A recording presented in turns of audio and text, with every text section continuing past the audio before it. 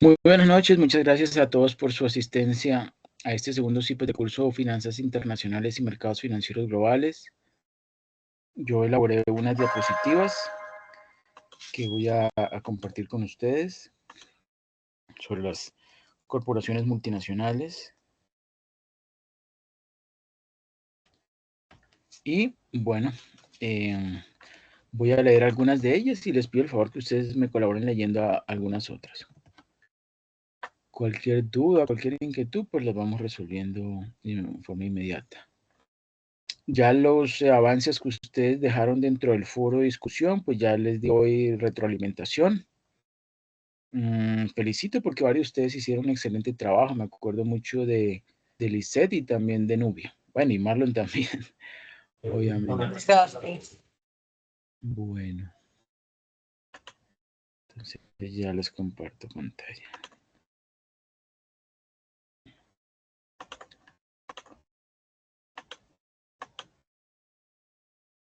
Listos.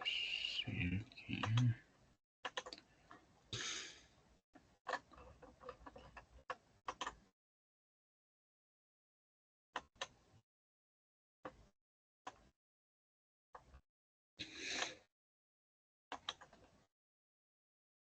Me confirman si observan allí la pantalla, la portada, perdón, la diapositiva de portada. Sí, señor, sí se ve.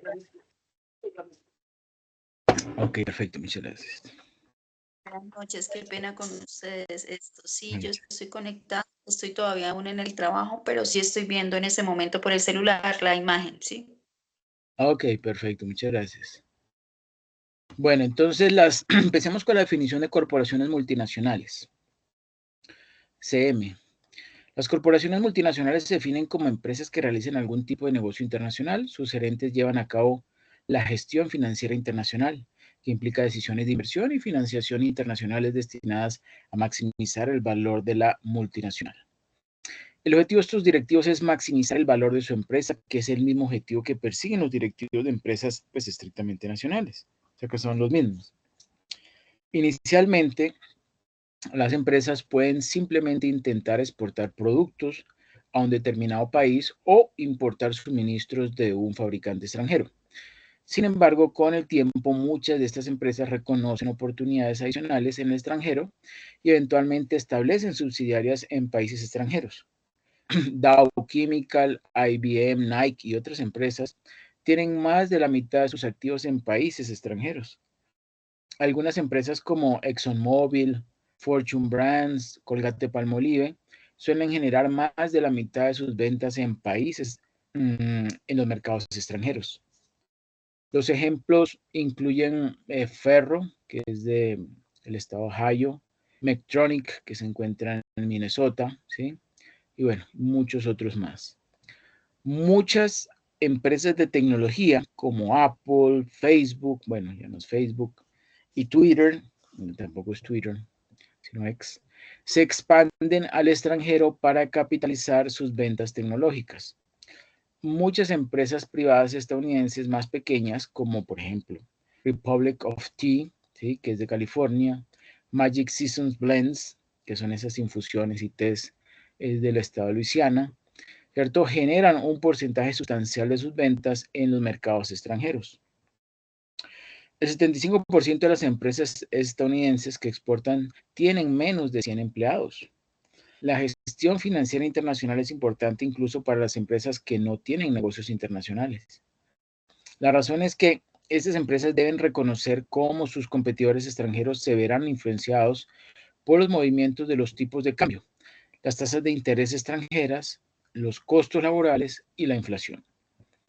Estas características económicas pues, pueden afectar los costos de producción y las políticas de precios de los competidores extranjeros.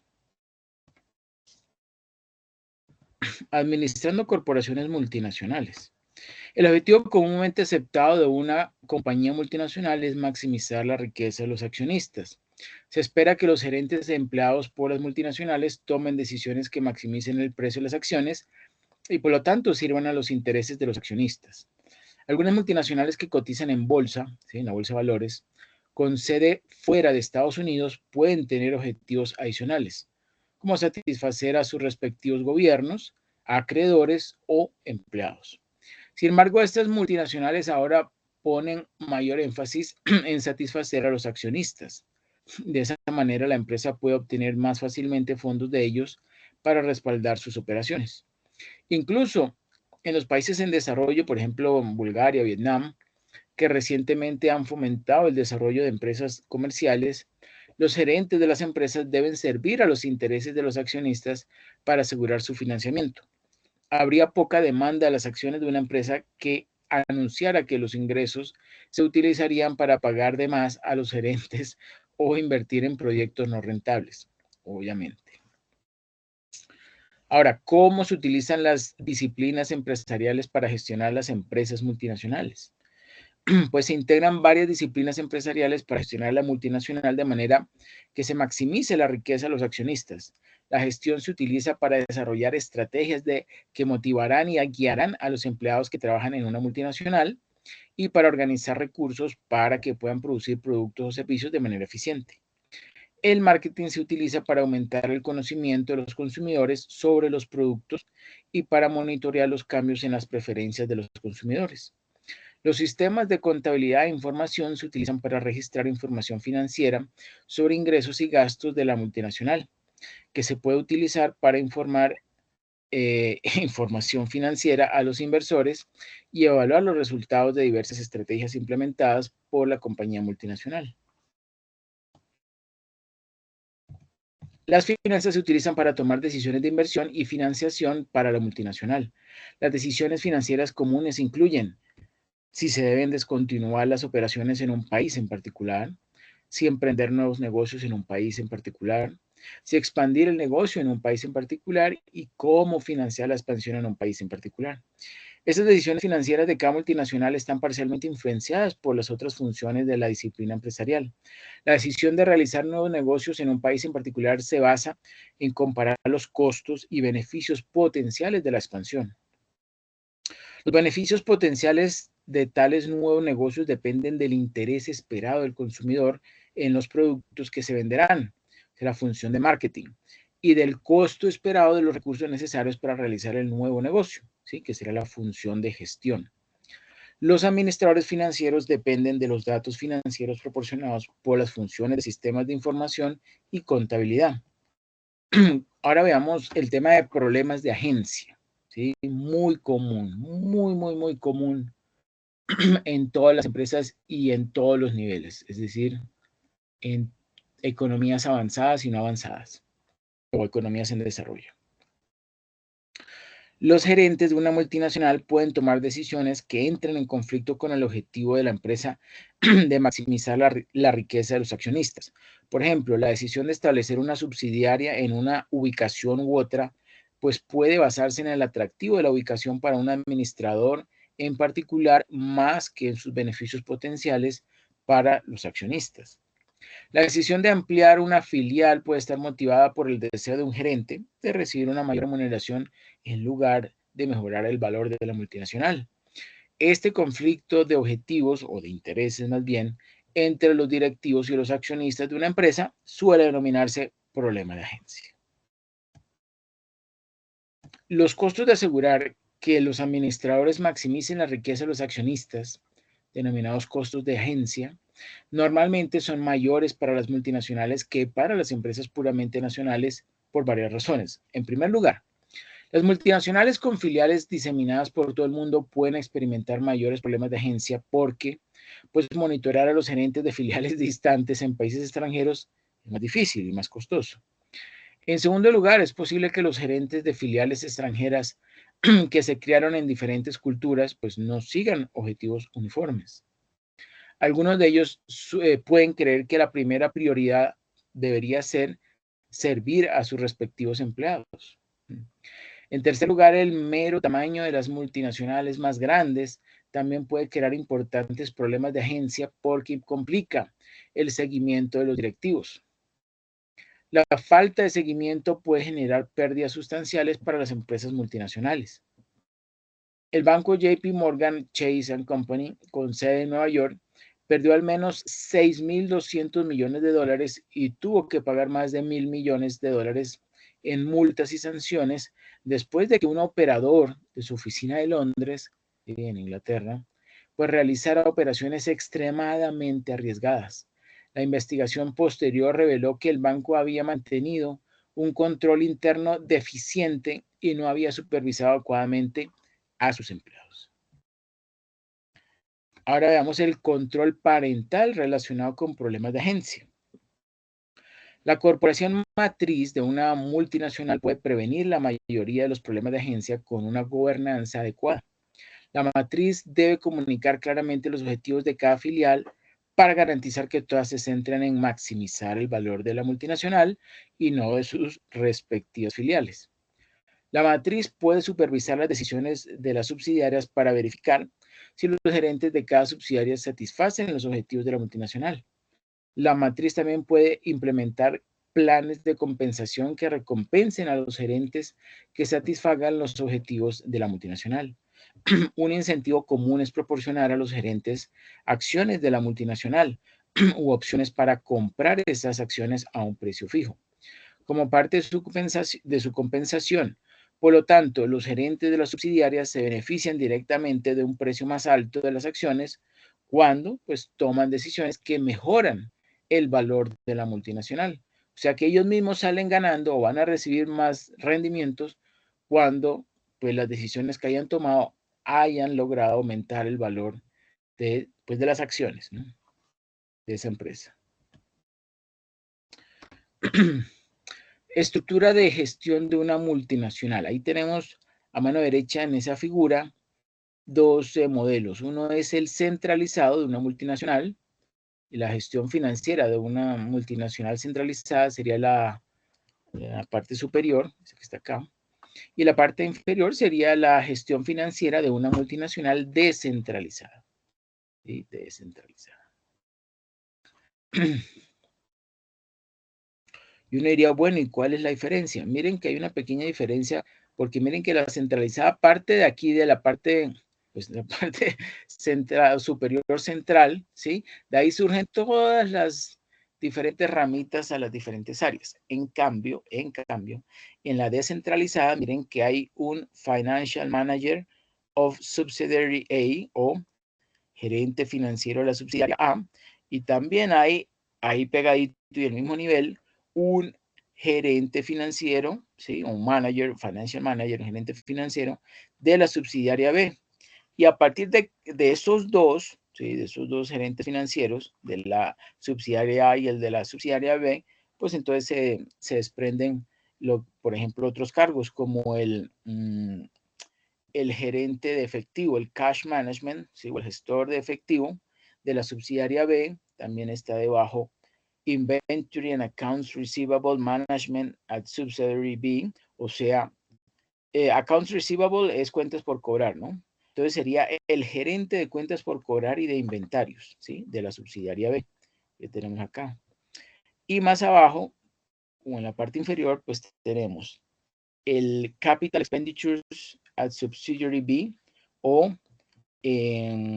gastos, costos o gastos de capital de la subsidiaria B, y financing, ¿sí?, o financiamiento de la subsidiaria B, ¿sí? Ese pues sería, y lo mismo tenemos, se da, pero para el caso de la subsidiaria A, ¿cierto? Se está como orientado hacia la izquierda y orientado hacia la derecha. En cambio, la centralizada, como dije anteriormente, tiene aquí su núcleo, que es el Financial Manager of Parent, o gerente financiero de la, podríamos decir, de la base central o casa matriz, podríamos decirle. Y a partir de allí, pues surgen o se despliegan entonces, por ejemplo, el gerente de efectivo de la subsidiaria A, el gerente de efectivo de la subsidiaria B. Tenemos al lado izquierdo el Accounts Receivable, Inventory and Accounts Receivable Management de la subsidiaria A, o la gerencia de inventario de cuentas por cobrar de la subsidiaria A, y lo mismo para el caso de la subsidiaria B. Y más abajito se encuentran lo que son el financiamiento de la subsidiaria A, gastos de capital de la subsidiaria A, luego tenemos nuevamente gastos de capital de la subsidiaria B y financiamiento de la subsidiaria B. Entonces, ahí vemos en esa imagen, pues los dos modelos, el centralizado y descentralizado, donde la magnitud de los costos de una agencia puede variar según el estilo de gestión de la multinacional.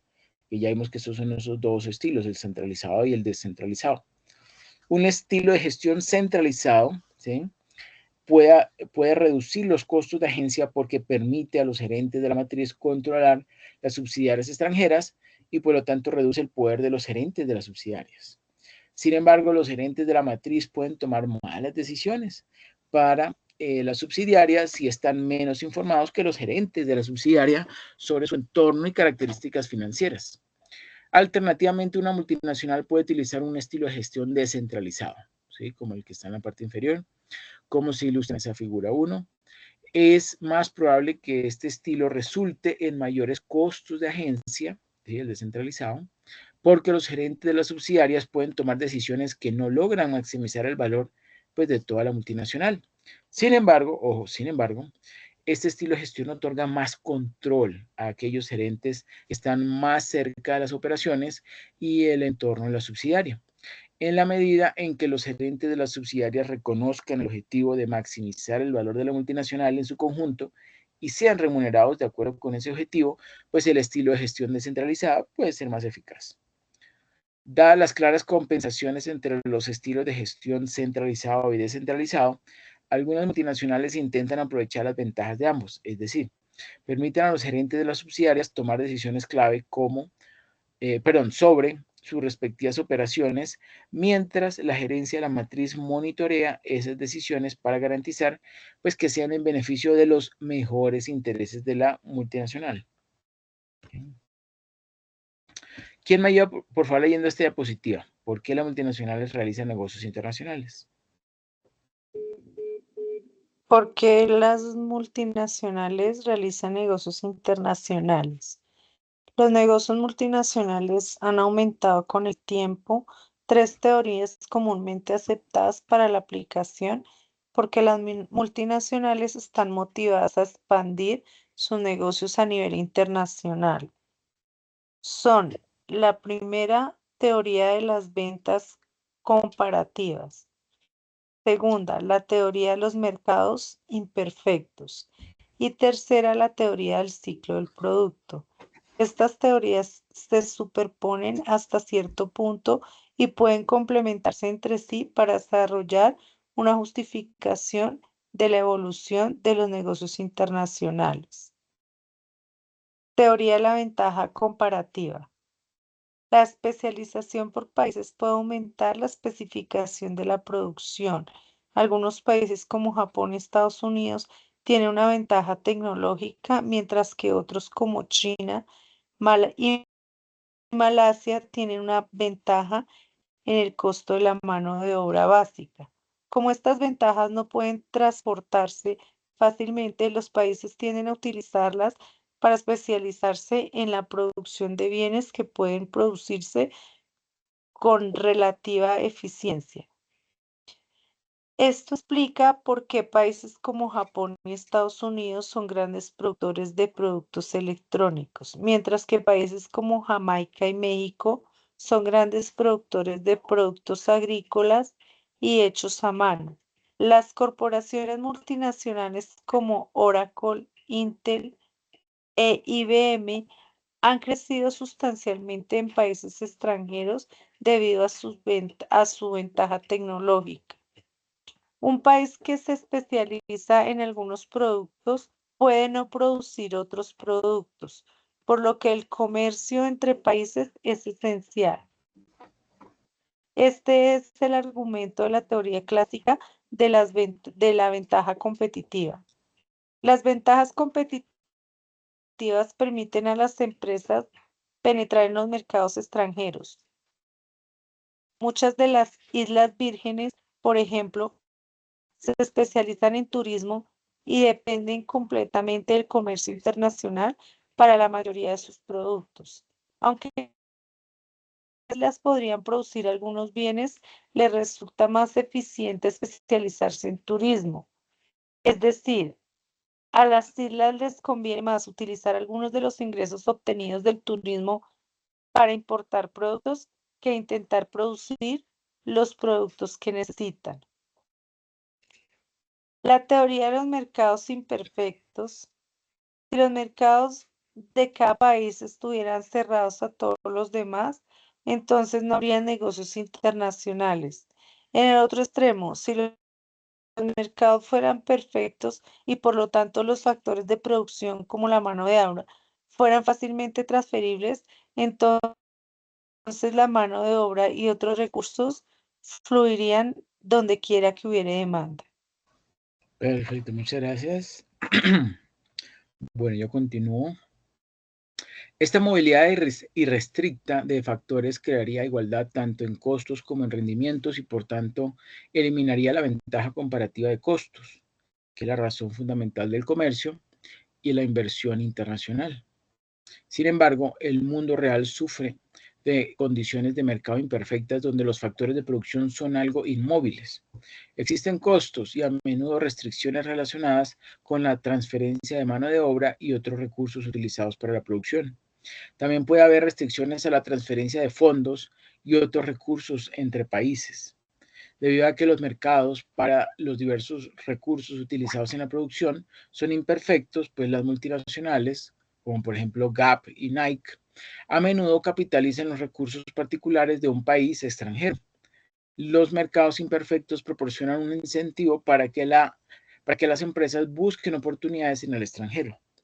Teoría del ciclo del producto, otra teoría. Una de las explicaciones más populares de por qué las empresas se convierten en multinacionales es la teoría del ciclo del producto. Según esta teoría, las empresas se establecen en el mercado interno como resultado de alguna ventaja percibida sobre los competidores existentes, como la necesidad del mercado de al menos un proveedor más del producto. Como la información sobre los mercados y la competencia está más disponible en el país de origen, es probable que una empresa se establezca primero en su país de origen. La demanda extranjera del producto de la empresa se cubrirá inicialmente mediante la exportación. A medida que pasa el tiempo, la empresa puede sentir que la única manera de conservar su ventaja sobre la competencia en países extranjeros es producir el producto en mercados extranjeros, reduciendo así sus costos de transporte.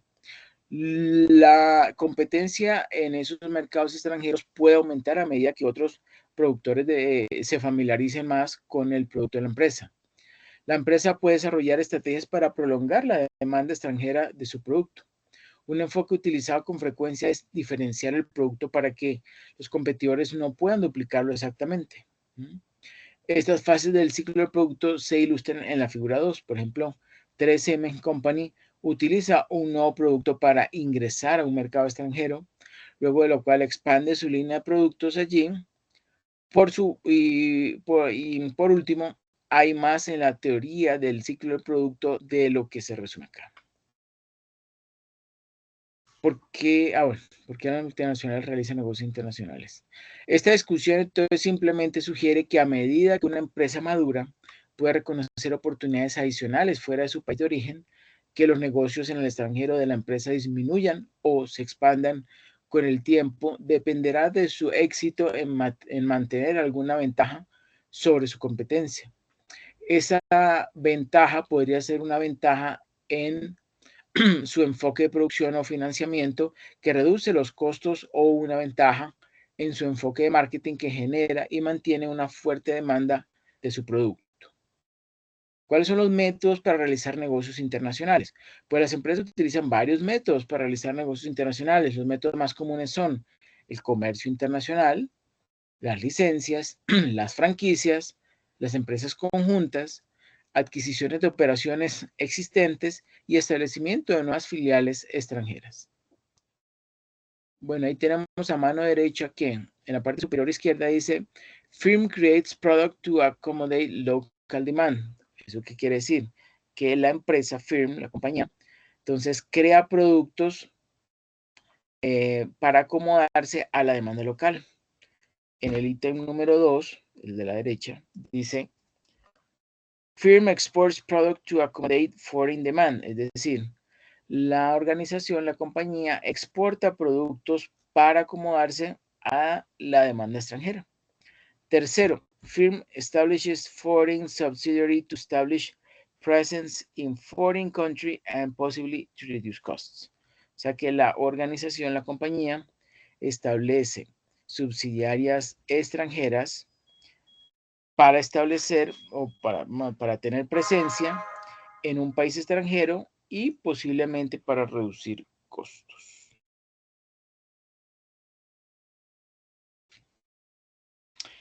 ¿Cuáles son todos los métodos para realizar negocios internacionales? Las empresas pueden utilizar varios métodos para realizar negocios internacionales y los más comunes son pues, el comercio internacional, licencias, pagar licencias o crear licencias, ¿sí? Franquicias, utilizar un nombre comercial para aprovecharlo, todo su método y su know-how, pues eso lo aprovecha. Empresas conjuntas, adquisiciones de operaciones existentes y establecimiento de nuevas filiales extranjeras. Bueno. ¿Cuáles son los métodos para realizar negocios internacionales? Empecemos con el comercio internacional. El comercio internacional es un enfoque relativamente conservador que las empresas pueden utilizar para penetrar en los mercados exportando o para obtener suministros a bajo costo importando. Este enfoque implica un riesgo mínimo porque la empresa pues no pone en riesgo nada su capital. Si la empresa experimenta una disminución en sus exportaciones o importaciones, pues normalmente puede reducir o continuar esa parte de su negocio a un bajo costo. Muchas grandes multinacionales con sede en Estados Unidos, incluidas Boeing, DuPont, General Electric e IBM, generan más de 4.000 millones de dólares en ventas anuales gracias a las exportaciones. No obstante, las pequeñas empresas representan más del 20% del valor de todas las exportaciones estadounidenses. ¿Cómo Internet facilita el comercio internacional? Bueno, pues muchas empresas utilizan sus sitios web para enumerar los productos que venden junto con el precio de cada producto. Esto les facilita anunciar sus productos a importadores potenciales en cualquier parte del mundo sin tener que enviar folletos por correo a varios países. Además, una empresa que puede ampliar su línea de productos o cambiar los precios simplemente revisando su sitio web. Por lo tanto, los importadores solo necesitan consultar periódicamente el sitio web de un exportador para mantenerse al tanto de la información de su producto. Las empresas también pueden utilizar sus sitios web para aceptar pedidos en línea. El importador puede descargar directamente algunos productos como el software a través de Internet. Se deben enviar otros productos, pero incluso en ese caso Internet facilita el seguimiento del proceso de envío. Un importador puede transmitir su pedido de productos por correo electrónico al exportador y cuando el almacén envía los productos, pues puede enviar un mensaje de correo electrónico al importador y a la sede del exportador. El almacén también puede utilizar tecnología para monitorear su inventario de productos de modo que se notifique automáticamente a los proveedores para que envíen más suministros una vez que el inventario caiga por debajo de un nivel específico. Si el exportador tiene múltiples almacenes, Internet les permite operar como una red. Por lo tanto, si un almacén no puede cumplir con un pedido, pues otro almacén lo hará. Bueno, ¿qué me ayuda por favor leyendo estos otros métodos? Son 3 más métodos. Profe, métodos para realizar negocio internacional. Licencia. La concesión de licencia es un acuerdo mediante el cual una empresa proporciona su tecnología, derechos de autor, patentes, marcas o nombres comerciales, a cambio de honorarios u otras contraprestaciones. Muchos productos de software permiten que las empresas extranjeras utilicen su software pagando una tarifa. De esta manera pueden generar ingresos en países extranjeros sin establecer plantas de producción en países extranjeros y exportar mercancía a países extranjeros. Franquiciamiento. En virtud de un acuerdo de franquicia, una empresa proporciona una estrategia de ventas o servicios especializados, asistencia de apoyo y posiblemente una inversión inicial en la franquicia a cambio de tarifas periódicas, lo que permite a los residentes locales poseer y administrar las unidades. Por ejemplo, McDonald's, Pizza Hut, y Burger King tienen franquicias que pertenecen y son administradas por residentes locales en muchos países extranjeros. Por ejemplo, McDonald's normalmente compra el terreno y construye el edificio. Luego alquila el edificio a un franquiciado y le permite operar el negocio en el edificio durante un número específico de años, por ejemplo, 20 años. Pero el franquiciado debe seguir las normas establecidas por McDonald's al operar el negocio. Debido a que la franquicia por parte de una multinacional a menudo requiere una inversión directa en operaciones en el extranjero, esto se denomina una inversión extranjera directa. Empresas conjuntas. Una empresa conjunta es una empresa de propiedad conjunta y operada por dos o más empresas. Muchas empresas ingresan en los mercados extranjeros formando empresas conjuntas con empresas que ya residen en esos mercados. La mayoría de las empresas conjuntas permiten que dos empresas apliquen sus respectivas ventajas comparativas en un proyecto determinado. Las empresas conjuntas a menudo requieren cierto grado de inversión extranjera directa, mientras que las otras partes involucradas en las empresas conjuntas también participan en la inversión. Por ejemplo, General Mills se unió con la empresa Nestlé S.A. para que los cereales producidos por General Mills pudiesen venderse a través de la red de distribución de ventas en el extranjero establecida por Nestlé. Xerox Corp y Fuji Co. de Japón formaron una empresa conjunta que permitió a Xerox penetrar en el mercado. Perfecto, muchas gracias. Bueno, al mercado japonés, ¿no? Y al mismo tiempo a Fuji entrar en el negocio de las fotocopias. Otra compañía, Kellogg Company y Wilmar International Limited, han establecido una empresa conjunta para fabricar y distribuir cereales y snacks en China. Wilmar ya tiene una filial de propiedad total en China y participa en la empresa. Las empresas conjuntas entre fabricantes de automóviles pues son numerosas porque pues cada fabricante puede ofrecer sus propias ventajas tecnológicas. General Motors tiene empresas conjuntas con fabricantes de automóviles en varios países diferentes, incluidos los antiguos estados soviéticos. Quinto, adquisiciones de operaciones existentes. Las empresas frecuentemente adquieren otras empresas en países extranjeros como medio para penetrar en los mercados extranjeros. Estas adquisiciones dan a las empresas control total sobre sus negocios en el extranjero y permiten a las multinacionales obtener rápidamente una gran parte de la participación en el mercado extranjero. Las adquisiciones representan inversión extranjera directa porque las multinacionales invierten directamente en un país extranjero comprando las operaciones de las empresas objetivo. Sexto, establecimiento de nuevas filiales extranjeras. Las empresas pueden o también pueden penetrar mercados extranjeros estableciendo nuevas operaciones en países extranjeros para producir y vender sus productos. Al igual que una adquisición extranjera, este método requiere una gran inversión extranjera directa. Es posible que se prefiera exactamente, se refiera exactamente a las necesidades de la empresa. Además, es posible que se requiera una inversión menor que la que se necesitaría para comprar las operaciones existentes.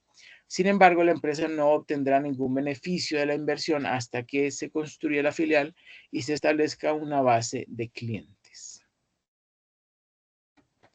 Bueno, resumen de los métodos y métodos de valoración. Los métodos para incrementar los negocios internacionales se extienden desde el enfoque relativamente simple del comercio internacional hasta el enfoque más complejo de adquirir empresas extranjeras o establecer nuevas subsidiarias. El comercio internacional y las licencias no suelen considerarse ejemplos de I+D porque no implican inversión directa en operaciones en el extranjero.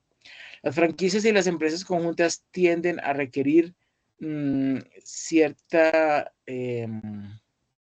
inversión en operaciones en el extranjero, pero solo en un grado limitado. Las adquisiciones extranjeras y el establecimiento de nuevas filiales en el extranjero pues requieren una inversión. Las adquisiciones extranjeras y el establecimiento de nuevas filiales en el extranjero pues requieren una inversión sustancial en operación extranjero y representan la mayor parte de la IED. Muchas empresas multinacionales utilizan una compensación de métodos para incrementar los negocios internacionales. Por ejemplo, IBM y PepsiCo realzan importantes inversiones extranjeras directas, pero también obtienen parte de sus ingresos extranjeros de diversos acuerdos de licencia que requieren menos inversión extranjera directa para generar ingresos. Modelo de valoración para una multinacional. El valor de una multinacional es relevante para sus accionistas y a sus tenedores de deuda. Cuando los gerentes toman decisiones que maximicen el valor de la empresa, pues también maximicen la riqueza de los accionistas, suponiendo que las decisiones no tienen como objetivo maximizar la riqueza de los tenedores de deuda a expensas de los accionistas. Dado que la gestión financiera internacional debe realizarse con el objetivo de aumentar el valor de la empresa,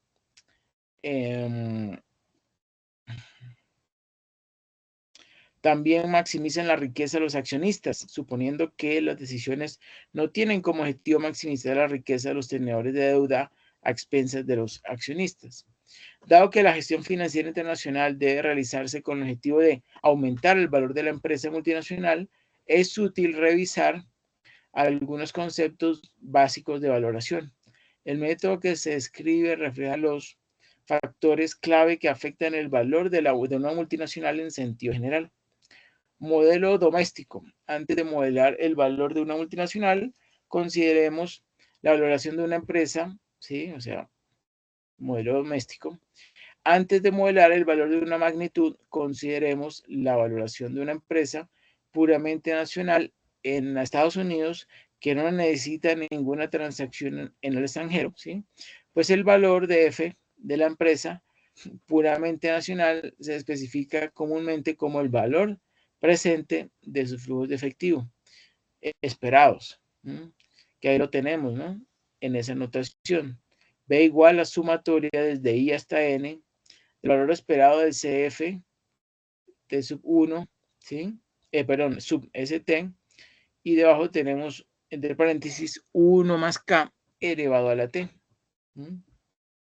Entonces, ¿qué dice el modelo doméstico? Pues antes de modelar el valor de una multinacional, consideremos la valoración de una empresa puramente nacional en Estados Unidos que no realiza ninguna transacción en el extranjero. El valor M de la empresa puramente nacional en Estados Unidos que no realiza ninguna transacción en el extranjero, ¿sí? El valor B de la empresa puramente nacional se especifica comúnmente como el valor presente de sus flujos de efectivo esperados en dólares. Ahí vemos esa imagen que está ahí en la parte inferior central. Dice B igual a sumatoria desde T igual a 1 hasta N igual a 5, ¿sí? Donde ahí pegadito dentro de esos corchetes cuadrados grandes, entonces dice, bueno, valores, sí, valor esperado de CF, ¿sí? Sub ST. Y todo eso es dividido entre 1 más K, ¿sí? Y ese factor elevado, pues a la T. Esa sería la fórmula. Entonces, ahí en esa gráfica que vimos ahorita, CF, pues, ¿qué son? Costos fijos, ¿no? Representa los flujos de efectivo esperados que se recibirán al final del periodo T. N es el número de periodos muertos en los que se realizan flujos de efectivo y K representa solo el costo promedio ponderado del capital, sino también la tasa de rendimiento requerida por los inversionistas y acreedores que proporcionan fondos a la multinacional. Flujos de efectivo en dólares. Los flujos de efectivo en dólares en el periodo T representan los fondos recibidos por la empresa menos los fondos necesarios para pagar efectivo o impuestos o para reinvertir en la empresa. La empresa, los flujos de efectivo en dólares en el periodo T representan los fondos recibidos por la empresa menos los fondos necesarios para pagar gastos o impuestos o para reinvertir en la empresa, como una inversión para reemplazar computadoras o maquinaria viejas. Los flujos de efectivo esperados se estiman a partir del conocimiento de varios proyectos existentes, así como de otros proyectos que se implementarán en el futuro. Las decisiones de una empresa sobre cómo invertir fondos para expandir su negocio pueden afectar sus flujos de efectivo, ¿sí?, futuros esperados, y por lo tanto pueden afectar el valor de la empresa. Manteniendo constantes otros factores, un aumento en los flujos de efectivo esperado a lo largo del tiempo deberá aumentar el valor de la empresa. Costo de capital, la tasa de rendimiento requerida K, es el denominador de la ecuación de valores respuesta, de valoración respuesta. Un promedio ponderado de la tasa de rendimiento requerida K es el denominador de la ecuación de valoración. Bueno. Costo de capital basado en todos los proyectos de la empresa. Al tomar decisiones que afectan su costo de deuda o capital para uno o más proyectos, pues la empresa también afecta el promedio ponderado de su costo de capital y por tanto la tasa de rendimiento requerida. Si por ejemplo la calificación crediticia de la empresa disminuye, ¿sí?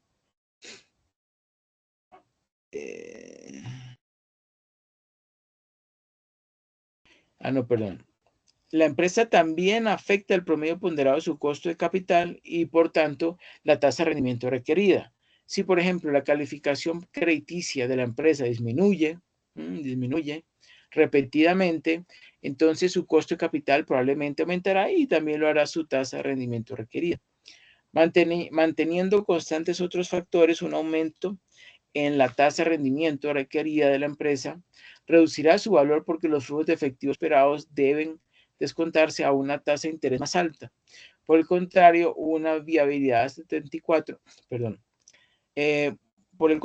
disminución en la tasa de rendimiento requerida de la empresa aumentará el valor de la empresa porque los flujos de efectivo esperados se descuentan a una tasa de rendimiento requerida pues más baja.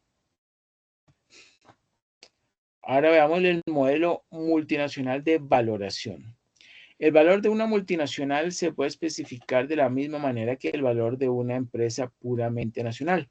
Sin embargo, considere que los flujos de efectivo esperados generados por la matriz de una multinacional con sede en Estados Unidos en el periodo T, pues pueden provenir de varios países y pueden estar denominados en diferentes monedas extranjeras. Los flujos de caja en moneda extranjera se convierten en dólares. Por lo tanto, los flujos de efectivo en dólares esperados que se recibirán al final del periodo T son iguales a los de la suma de los productos de los flujos de efectivo denominados en cada moneda J, multiplicado por el tipo de cambio esperado al cual la moneda J podría convertirse en flujo efectivo en dólares en compañía multinacional al final del periodo T. Ahí observamos entonces que el valor esperado de ese CF, que es costo fijo, S de T, es igual a la sumatoria desde T igual 1 hasta T igual a M, del producto del valor esperado del costo fijo, ¿sí?, por el valor esperado del S sub JT. Aquí CF, ST, esto, ¿sí?, representa la cantidad de flujo efectivo denominado en una moneda extranjera particular y al final del periodo T y S sub JT, pues denota el tipo de cambio al que la moneda extranjera J al final del periodo T y SJT denota el tipo de cambio al que la moneda extranjera, medida en dólares por unidad de moneda extranjera, puede ser convertido a dólares al final del periodo T. ¿Okay? Valoración de una multinacional que utiliza dos monedas. Una multinacional que hace negocios en dos monedas podría medir sus flujos de efectivo esperados en dólares en cualquier momento, en cualquier periodo, multiplicando el flujo efectivo esperado con cada moneda, por el tipo de cambio esperado al que esa moneda podría convertirse a dólares y luego sumando esos dos productos. Puede resultar también útil pensar en una multinacional como una cartera de flujos de efectivo en divisas, uno para cada moneda en la riqueza de negocios. ¿Quién me ayuda, por favor, leyendo esta diapositiva?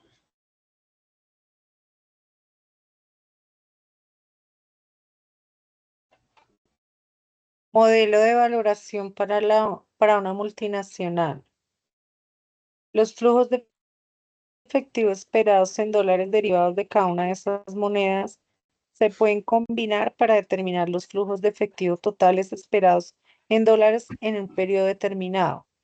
Es más fácil derivar un valor esperado del flujo de efectivo en dólares para cada moneda antes de combinar los flujos de efectivo entre las monedas dentro de un periodo determinado, porque el monto del flujo de efectivo de cada moneda debe convertirse a una unidad común, el dólar, antes de combinar los montos. Ejemplo, Carolina S.A. ha esperado flujos de efectivo de 100,000 del negocio local y 1,000,000 de pesos mexicanos del negocio en México al final del periodo, suponiendo que se espera que el valor en pesos sea 0,09. Cuando convierta a dólares, los flujos de efectivo esperados en dólares son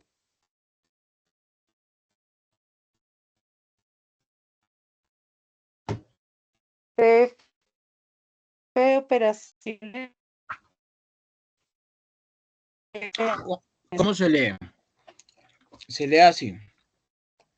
E, que es esperado, valor esperado, de CF, que son los costos fijos. Bueno, no, perdón, que no son costos fijos. Son flujos de efectivo, cash flows, flujos de efectivo. ¿De qué variables? De este es el símbolo de moneda, ¿sí? Y coma T, que es tiempo. De peso. Es igual a la sumatoria, y se lee de abajo para arriba, empezando en T igual a 1 hasta M. ¿De qué? Del producto, del valor esperado, de los flujos de caja, cash flows, de J, de la variable J, respecto de T, por el valor esperado de la variable S sub JT. ¿Y eso es igual a qué? A pues los flujos de caja de operaciones en dólares más los flujos de caja de operaciones en México. $100,000 más, y viene la operación, 1,000,000 de pesos mexicanos por la tasa de cambio dólar-peso mexicano, que es 0,09. Al sumar ambos valores, $100,000 más los $90,000, que fue el resultado de esta operación, es igual a $190,000. Entonces, los flujos de efectivo de $100,000 de negocios estadounidenses ya estaban denominados en dólares americanos y por lo tanto, pues no era necesario convertirlos. Si quieres, siga. La valoración de una multinacional que utiliza múltiples monedas. El mismo proceso de decir se puede emplear para valorar una multinacional que utiliza muchas monedas extranjeras. Y vuelve y muestra la fórmula que veo que no cambia en nada. Es la misma fórmula que utilizamos en el ejemplo anterior. Sí, es la misma. Está. Sí, es exactamente igual. Vamos a ver qué más viene. Bueno. Ejemplo. Muchas gracias. Ahora yo sigo. Ejemplo. Austin S.A. es una multinacional con sede en Estados Unidos que vende videojuegos a consumidores estadounidenses. También tiene filiales europeas que producen y venden los juegos en Europa.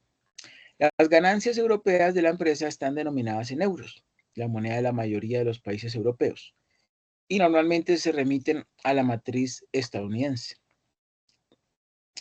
El año pasado, Austin recibió $40 millones en flujos de efectivo de sus operaciones en Estados Unidos y 20 millones de euros de sus operaciones europeas. El euro está valorado en $1.3. cuando se remitía a la matriz estadounidense, por lo que los flujos de efectivo de Austin el año pasado se calculan de la siguiente manera. Entonces, flujos de caja de operaciones en dólares más flujos de caja de operaciones en el extranjero. Flujos de caja de operaciones en dólares y flujos de caja en euros multiplicado por pues, la tasa de cambio de euro a dólar, ¿sí? Que realizando la operación sería $40,000 más 20,000 euros multiplicado por la tasa, que es 1,3 dólares por euro. ¿Sí? Eso da como resultado 66,000, ¿sí? dólares. Perdón, 66 millones de dólares. Suponga que Austin S.A. planea continuar con sus negocios en Estados Unidos y Europa durante los próximos 3 años. Como modelo de valoración básico, pues la empresa podría utilizar los flujos de efectivo del año pasado para estimar los flujos de efectivo de cada año futuro. Entonces, sus flujos de efectivo esperados serían de 66 millones, ¿sí? de dólares para cada uno de los próximos 3 años. Su valoración podría estimarse descontando esos flujos de efectivo a una tasa que sería el costo del capital. Incertidumbre que rodea los flujos de efectivo de una multinacional.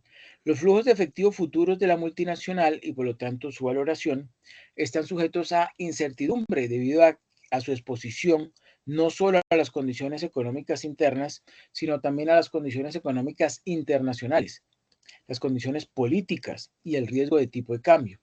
Esos factores se explican a continuación y el cuadro que viene ahorita complementa la discusión. Exposición a las condiciones económicas internacionales. En la medida en que las condiciones económicas de un país extranjero afectan los flujos de efectivo de una multinacional, pues afectan su valoración. Las entradas de efectivo que recibe una multinacional por las ventas en un país extranjero durante un periodo determinado dependen de la demanda de los productos de la multinacional por parte de los consumidores de ese país, que a su vez se ve afectada por el ingreso nacional de ese país en ese periodo. Si las condiciones económicas mejoran en ese país, pues los consumidores pueden disfrutar de un aumento de sus ingresos y la tasa de empleo puede aumentar. En ese caso, esos consumidores tendrán más dinero para gastar y aumentará su demanda de los productos de las multinacionales. Esto ilustra cómo los flujos de efectivo de las multinacionales aumentan debido a su exposición a las condiciones económicas internacionales. Sin embargo, una multinacional también puede verse afectada negativamente por su exposición a las condiciones económicas internacionales. Si las condiciones se debilitan en el país extranjero donde la multinacional hace negocios, pues los consumidores de ese país sufren una disminución en sus ingresos y la tasa de empleo puede disminuir. Entonces esos consumidores tendrán menos dinero para gastar y su demanda de los productos de las multinacionales disminuirá. En este caso, los flujos de efectivo de la multinacional se reducen debido a la exposición a las condiciones económicas internacionales. Cuando Facebook salió a bolsa en 2012, la declaración de registro reconocía su exposición a las condiciones económicas internacionales. Planeamos continuar expandiendo nuestras operaciones en el extranjero, donde tenemos experiencia operativa limitada y podemos estar sujetos a crecientes riesgos comerciales y económicos que podrían afectar pues, nuestros resultados financieros. Bueno, ¿quién me ayuda por favor leyendo esta diapositiva? Posición a las condiciones económicas internacionales.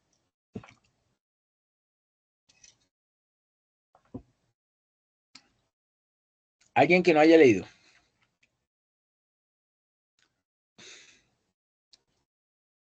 ¿Quién se anima? Profe, yo. Exposición de las condiciones económicas internacionales. Las condiciones económicas internacionales también pueden afectar directamente los flujos de efectivo de las multinacionales al afectar su economía local. Consideremos que cuando la economía de un país se fortalece y por tanto sus consumidores compran más productos de empresas de otros países, las empresas de esos otros países experimentan mayores ventas y flujos de efectivo. Por tanto, los propietarios y empleados de estas empresas tienen más ingresos. Cuando gastan una parte de esos ingresos más altos a nivel local, estimulan su economía local. Por el contrario, si la economía del país extranjero se debilita y por tanto sus consumidores compran menos productos de las empresas de otros países, entonces las empresas de esos países experimentan ventas y flujos de efectivos más débiles. Por lo tanto, los propietarios y empleados de estas empresas tienen menos ingresos y reducen el gasto local. Su economía local se debilita. Hay mucho comercio internacional entre Estados Unidos y Europa. Los países europeos que se encuentran en condiciones económicas débiles tienden a reducir su demanda de productos europeos, de sus productos fabricados en Estados Unidos. Perdón. El resultado puede ser unas condiciones económicas, el resultado puede ser unas condiciones económicas más débiles en Estados Unidos, lo que puede llevar a un ingreso nacional más bajo y a un mayor desempleo allí.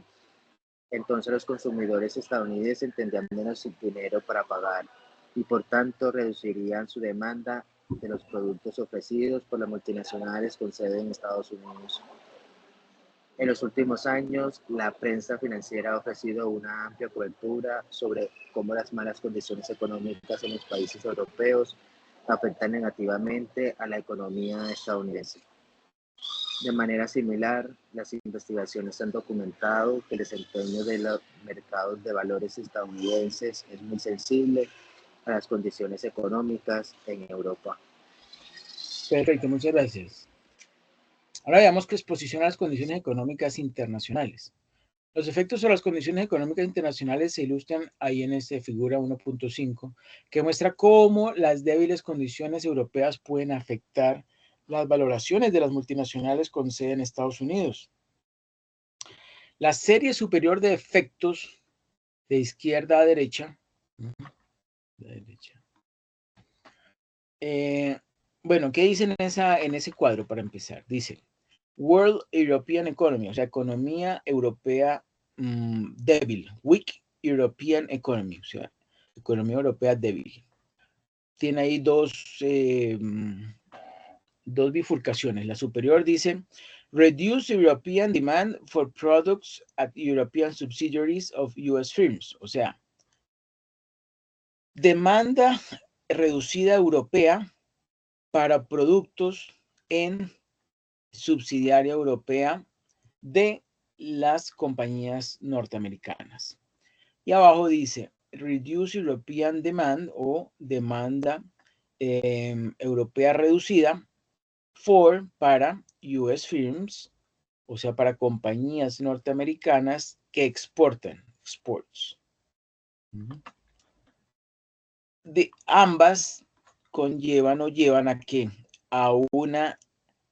Bueno, dice ahí, reduce sales and cash flows, o una reducción en las ventas y en los flujos de caja. ¿De qué? De las compañías norteamericanas. Y eso conlleva a tres cosas. Uno puede ser weak US economy, o sea, una economía norteamericana débil. Otro puede ser reduced valuations of US firms, o lo que llamaríamos en español una valoración reducida de las compañías norteamericanas. Y de allí podría surgir otro efecto que sería weak US demand for products at US firms, o sea, una demanda americana débil, una débil demanda americana para productos que se encuentran en las compañías norteamericanas, dice allí at US firms, o en las compañías norteamericanas, ¿sí? Entonces vuelvo y repito lo que dice allí en el texto. Los efectos sobre las condiciones económicas internacionales se ilustran en ese cuadro que muestra cómo las débiles condiciones europeas pueden afectar las valoraciones de las multinacionales con sede en Estados Unidos. La serie superior de efectos de izquierda a derecha en esta ilustración indica cómo las débiles condiciones económicas europeas causan una disminución en la demanda de productos fabricados por empresas estadounidenses. El resultado es un flujo de caja más débil de las multinacionales con sede en Estados Unidos que venden productos ya sea como exportaciones o a través de sus filiales europeas a clientes europeos. Sin embargo, hay un efecto adverso adicional de la débil economía europea sobre las multinacionales con sede en Estados Unidos e incluso sobre las empresas nacionales estadounidenses. A medida que las multinacionales con sede en Estados Unidos experimentan flujos de caja más débiles, pueden reducir su fuerza laboral o el número de horas que trabajan los empleados. Además, se reducen los beneficios obtenidos por sus propietarios. Por lo tanto, no solo los empleados, sino también los propietarios de las multinacionales con sede en Estados Unidos tienen menos dinero para gastar, por lo que todas las empresas estadounidenses también experimentarán menores ventas y flujos de efectivo. Eso significa que una economía europea débil, además de reducir la demanda europea de productos de las multinacionales con sede en Estados Unidos, también debilita la economía estadounidense y, por tanto, reduce la demanda estadounidense de esos productos. ¿Sí? Lo que veíamos hace poco eran los efectos potenciales de las condiciones económicas internacionales. También tenemos dos tipos de exposición, al riesgo político internacional y al riesgo de tipo de cambio. Entonces, la exposición al riesgo político internacional. El riesgo político en cualquier país puede afectar el nivel de ventas de una multinacional. Un gobierno extranjero puede aumentar los impuestos o imponer barreras a la filial de la multinacional. Alternativamente, los consumidores de un país extranjero pueden boicotear a la multinacional si hay fricciones entre el gobierno de su país y el país de origen de la multinacional. Acciones políticas como estas pueden reducir los flujos de efectivo de una multinacional. El término riesgo país se utiliza comúnmente para reflejar la exposición de una multinacional a una variedad de condiciones del país, incluidas acciones políticas como fricciones dentro del gobierno, políticas gubernamentales como normas tributarias y condiciones financieras dentro de este país. Exposición al riesgo del tipo de cambio. Si las monedas extranjeras que recibirá una multinacional con sede en Estados Unidos se debilitan repentinamente frente al dólar, entonces la multinacional recibirá una cantidad enorme de flujos de efectivo en dólares de lo esperado, por lo tanto los flujos de caja de las multinacionales se reducirán. Conclusiones. ¿Quién me lleva por favor leyendo las conclusiones?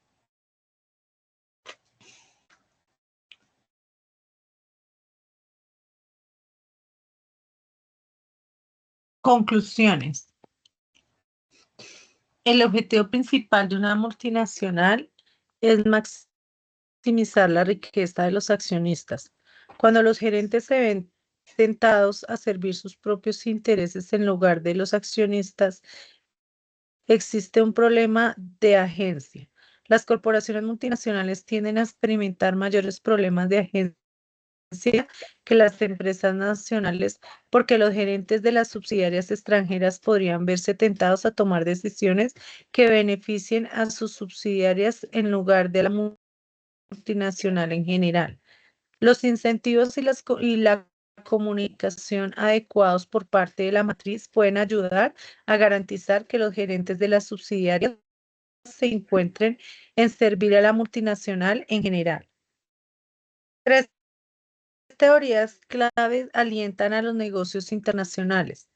La teoría de la ventaja comparativa sugiere que cada país debería utilizar su ventaja corporativa para especializarse en su producción y depender de otro país para satisfacer otras necesidades. La teoría de los mercados imperfectos sugiere que los mercados imperfectos inmovilizan los factores de producción, lo que alienta a los países a especializarse en función de los recursos que tienen. La teoría del ciclo del producto sugiere que una vez que las empresas se establecen en sus países de origen, comúnmente amplían su especialización de productos en mercados extranjeros, países.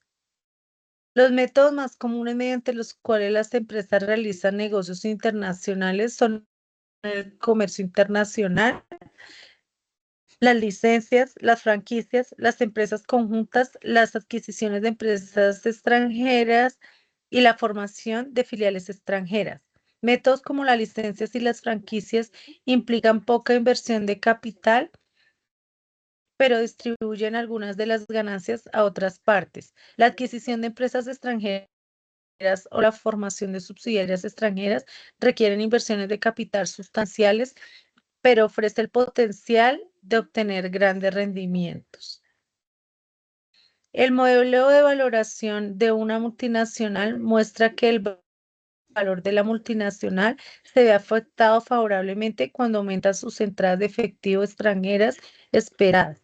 Aumentan las monedas que denominan esas entradas de efectivo o disminuye las tasas de rendimiento requerida por la multinacional.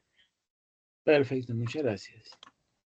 Bueno, y ahorita vamos a ver un cortico video sobre opciones financieras.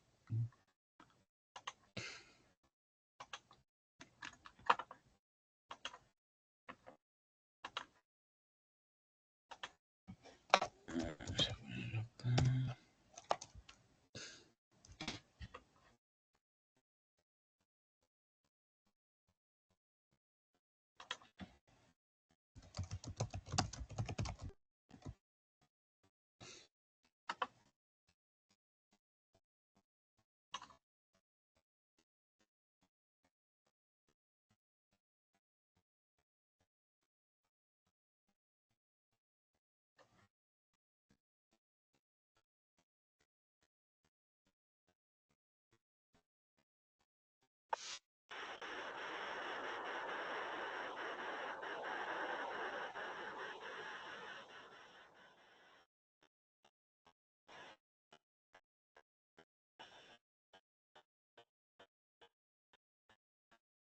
Bueno, este video está como chévere. Voy a compartir pantalla.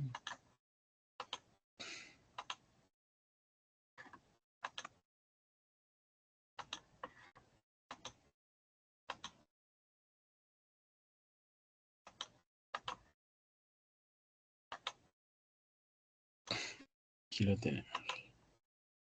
Me informan, por favor, si observan, perdón, si escuchan el video.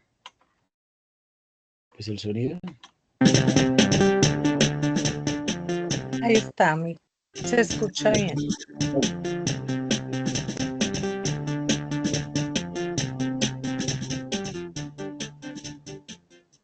Buenas amigos, en este vídeo os voy a explicar qué son las opciones financieras y cómo poder invertir en ellas. ¿No sabes cómo funcionan? No te preocupes, te lo vamos a explicar de una manera muy sencilla con un ejemplo para entender todos los conceptos. Una opción financiera es un instrumento complejo que otorga al comprador el derecho y el vendedor la obligación de realizar la transacción subyacente a un precio fijado, que llamaremos strike, en una determinada fecha como máximo, llamada periodo de vencimiento. Existen dos tipos de opciones financieras. Las opciones call, donde el comprador tiene el derecho de comprar un determinado subyacente al precio strike marcado, siempre pagando una pequeña prima al vendedor por dicha transacción, y las opciones put, en la que su comprador tiene el derecho de vender un subyacente a un strike marcado por ambos. Pero expliquémoslo mejor con un ejemplo. Faustino quiere comprar acciones de la ferretería Arregla Todo S.A., pero no tiene dinero disponible en ese momento, por lo que le dice a Luis que está interesado en comprar 1000 acciones a un precio de 10 euros, pero que no dispone de ese capital. Luis le dice que no hay problema, que generan un contrato en el cual Faustino se compromete a comprar 1000 acciones a un precio de 10 euros, como tarde el 31 de diciembre de este año, y que a cambio le pide una prima de 1 euro por acción. A Faustino le parece genial, ya que considera que es un precio justo, no necesita desembolsar en ese momento el dinero y en el caso que los próximos días cayera en picado el precio de la acción, siempre podría decidir no ejecutar su derecho de compra y perder únicamente la prima. Pero como todos sabéis, la ferretería de Pepe Arregla Todo S.A. arroja unos números espectaculares y el 31 de diciembre su cotización real es de 15 euros, por lo que Faustino ejecuta su opción de compra de las 1000 acciones a 10 euros. Pues veamos qué tal ha salido la jugada a Faustino. Por un lado, ha desembolsado 1000 acciones a 10 euros, esto es 10.000 euros, a los que hay que sumarle la prima, que en este caso han sido de 1000 euros. Es decir, habría gastado unos 11.000 euros. No obstante, el valor real de la acción ese día es de 15 euros. Por 1000 acciones, 15.000 euros, por lo que habría obtenido un beneficio de 4.000 euros. Y este ejemplo nos ha enseñado a ver cómo funciona una opción call de compra. Pues bien, En el lado contrario estarían las opciones put de venta. Y un ejemplo sería nuestro amigo Mohamed, jeque árabe que quiere asegurarse vender todo el petróleo que va a producir a un precio razonable, por lo que decide vender una opción put de petróleo a precio de strike de 90 euros, con fecha de vencimiento el 31 de diciembre. Esta operación, al ser de venta, le genera la obligación de vender a dicho precio, pero a cambio recibe la prima de 10 euros por barril de Brent. De tal forma que si el petróleo a final de año subiera, por ejemplo, a 120 euros, perdería la diferencia del precio real del barril de Brent y el precio acordado en el strike 90 euros, que serían 30 euros por barril, pero se le sumaría la prima ingresada de 10 euros, por lo que la rentabilidad neteada sería de 20 euros. Pero en el lado contrario, si el precio del barril se hubiera derrumbado a 50 euros, Mohamed va a venderla al precio de strike de 90 euros, tras el pago de 10 euros de la prima, por lo que generaría beneficios. Es importante entender que existen tanto opciones put y call y cada una de ellas se pueden o comprar o vender, siendo la compra de opciones las que generan un derecho de compra y pago de prima, y la venta de las mismas las que generan una obligación de venta y una recepción de la prima a cambio. Y ahora que ya habéis entendido cómo funcionan las opciones financieras, dejadme en comentarios si preferís operar en este tipo de instrumentos o, por el contrario, preferís seguir utilizando el sistema tradicional de inversión, comprando directamente la acción al activo. Tanto si elegís un método de inversión como otro, recordad que podéis invertir usando el broker español Bison Trade, que cuenta con multitud de activos financieros, entre ellos tanto las acciones tradicionales como operar con opciones financieras put y call con una interfaz de usuario extremadamente sencillo. Y no os olvidéis darle al like si os ha gustado y suscribiros al canal. Bueno, ¿cómo les pareció el video? Interesante porque nos orienta. Bueno, muy bien. Les voy a compartir el enlace aquí por Teams, por el chat, para que lo vean. Ese es un ejemplo de opción europea. Es la que se puede ejecutar solo al final del contrato, porque hay unas que se pueden ejecutar en cualquier momento, que son las americanas.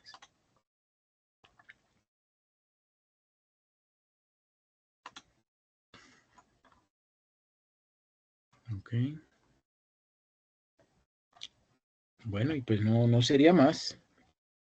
No sería más. Recuerden, estamos próximos al cierre de esta actividad, paso número 3, y ya vendría la paso número 4. En la actividad paso número 4, ustedes van a participar en la simulación de, o la conformación más bien de un portafolio de inversión, y van a tener la oportunidad de comprar 10 activos financieros que pueden ser entre acciones, ETFs, que son fondos cotizados en bolsa, o incluso fondos mutuos, ¿sí? Y obtener obviamente un rendimiento en su portafolio pues superior al valor con el que comenzaron. Van a tener $250,000. ¿Okay? Entonces yo les voy a enviar un mensaje, voy a crear la competencia y ustedes le dan clic a ese link, van a capacitarse o entrenarse en ciertos temas, como por ejemplo cómo poner una orden de compra, cómo poner una orden de venta, unas características generales sobre las acciones, su comportamiento. También pueden ser fondos cotizados en bolsa, incluso pueden comprar criptoactivos y bueno, así como en la vida real. Esta bolsa de valores lo que hace es simular el comportamiento de la bolsa de valores de Nueva York, NYSE. ¿Okay? Y van a recibir un certificado si logran aumentar el valor del portafolio durante las primeras 2 semanas, que van digamos, a dinamizarlo, van a gestionarlo ustedes en forma individual, y durante 1 semana lo van a hacer en forma grupal. Pues con que lo haga uno de ustedes es suficiente en el grupo. Lo importante es que logren también en grupo aumentar el valor del portafolio. ¿Ok? para que lo vayan pues teniendo en cuenta.